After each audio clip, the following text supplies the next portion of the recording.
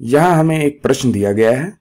प्रश्न है कि राहुल के दो पसंदीदा भोजन बर्गर व पिज्जा हैं। मान लीजिए कि ए वह घटना है जब वह सुबह के नाश्ते में बर्गर खाता है। तो जो ए घटना है वह है कि राहुल सुबह के नाश्ते में बर्गर खाता है, और बी वह घटना है जब वह दोपहर के खाने में पिज्जा खाता है। तो जो घटना बी है वह घटना है जब राहुल दोपहर के खाने में पिज्जा खाता है। किसी एक यादृच्छया चुने गए दिन पर, अर्थात किसी रैंडमली चुने गए दिन पर, इस बात की प्रोबेबिलिटी कि राहुल सुबह के नाश्ते में बर्गर खाएगा PA 0.6 है। तो यानी कि घटना ए के घटित होने की प्रायिकता 0.6 है। तो इसे लिख लेते हैं यहाँ पे। घटना ए के घटित होने की प्रायिकता, अर्थात जो राहुल है वह सुबह के नाश्ते में बर्गर खाएगा, इस बात की प्रायिकता 0.6 है। वह दोपहर के खाने में पिज्जा खाएगा, इस बात की प्रायिकता PB 0.5 के बराबर है। अर्थात घटना बी के घटित होने की प्रायिकता PB 0.5 के बराबर है। वह सुबह के नाश्ते में बर्गर खाता है जबकि यह दिया है कि वह दोपहर के खाने में पिज्जा खाएगा।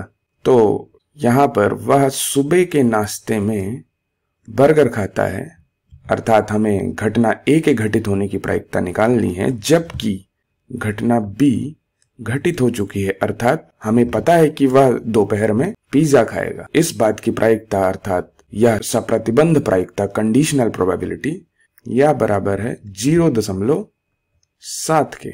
यहां जो सप्रतिबंध प्रायिकता लिखी है PA गिवन B, अर्थात A की प्रायिकता जब B दिया है, इस सप्रतिबंध प्रायिकता को हम ऐसे पढ़ेंगे कि घटना A के घटित होने की प्रायिकता जबकि घटना B घटित हो चुकी है।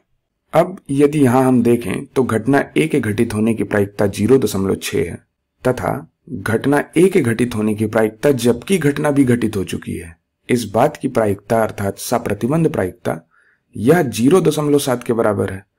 तो इससे हमें दिखता है कि जब घटना B घटित हो चुकी है तब घटना A के घटित होने की प्रायिकता बदल चुका है, अर्थात वह 0.6 के बराबर नहीं है। यहां हम कह सकते हैं कि घटना A का घटित होना घटना B के घटित होने पर निर्भर करता है, अर्थात ये डिपेंडेंट इवेंट्स हैं। डिपेंडेंट इवेंट्स मतलब पराश्रित घटनाएं हैं। A तथा B पराश्रित घटनाएं हैं। जो घटनाएं इंडिपेंडेंट अर्थात स्वतंत्र नहीं होती हैं उन्हें हम डिपेंडेंट इवेंट्स या पराश्रित घटनाएं कहते हैं। अब यदि हम प्रश्न को पुनः आगे पढ़ते हैं तो दी गई जानकारी के आधार पर PB गिवन A क्या है, अर्थात सप्रतिबंध प्रायिकता कि राहुल दोपहर के खाने में पिज्जा खाएगा जबकि यह दिया है कि वह सुबह के नाश्ते में बर्गर खाता है। तो यहाँ पे हम कह सकते हैं कि हमसे सप्रतिबंध प्रायिकता पूछी गई है घटना B के घटित होने की जबकि घटना A घटित हो चुकी है। तो यहाँ पर पूछा गया है PB गिवन A, या फिर हम कहें B की प्रायिकता जबकि A दिया है, इसका मान क्या होगा। तो यहाँ हमें घटना B की प्रायिकता निकालनी है जबकि घटना A घटित हो चुकी है तथा प्राप्त उत्तर को दशमलव के 2 स्थानों तक पूर्णांकित करना है हमें। इससे पहले कि मैं इस प्रश्न को हल करूं, मैं चाहूंगा कि आप वीडियो को रोकें तथा इसे खुद से हल करने का प्रयास करें। उम्मीद करते हैं कि आपने प्रश्न को हल करने का प्रयास किया होगा। तो इसे हल करने के लिए हम सोचते हैं घटना A तथा घटना B के घटित होने की प्रायिकता के बारे में। तो घटना A तथा B के घटित होने की प्रायिकता के बारे में सोचते हैं। तो इसे हम लिख सकते हैं घटना A का घटित होना, घटना A का घटित होना तथा घटना B का घटित होना जबकि घटना A घटित हो चुकी है। तो इसे लिखने का तरीका है कि घटना A के घटित होने की प्रायिकता गुणे घटना B के घटित होने की प्रायिकता जबकि घटना A घटित हो चुकी है। घटना B के घटित होने की प्रायिकता जबकि घटना A घटित हो चुकी है तथा यह बराबर भी होगा। इसे यदि हम एक तरह से और सोचें, घटना A तथा B के घटित होने को हम सोच सकते हैं कि घटना B घटित हो तथा घटना A घटित हो जबकि घटना B घटित हो चुकी है।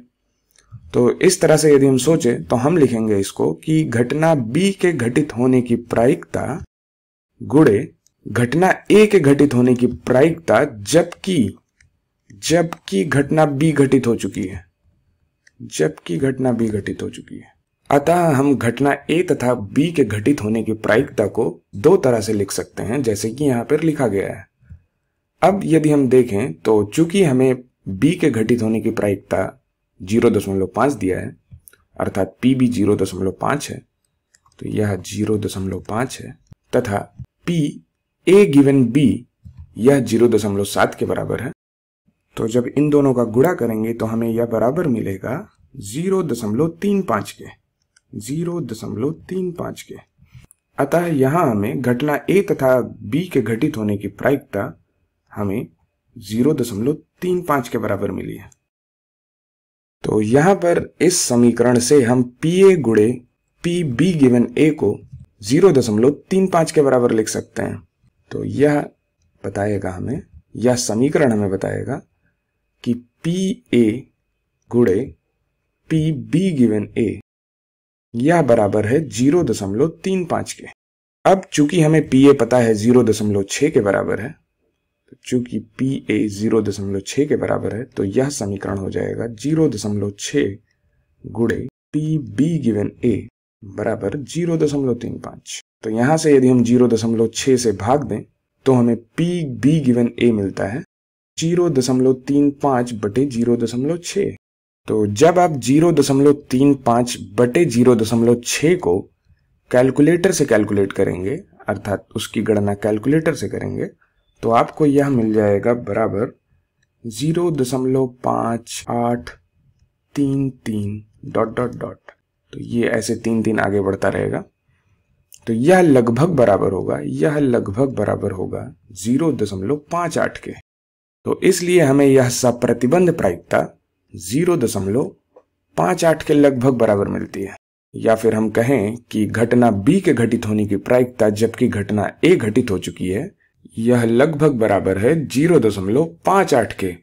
इसलिए जो हमें उत्तर मिलेगा वह लगभग बराबर मिलेगा 0.58 के।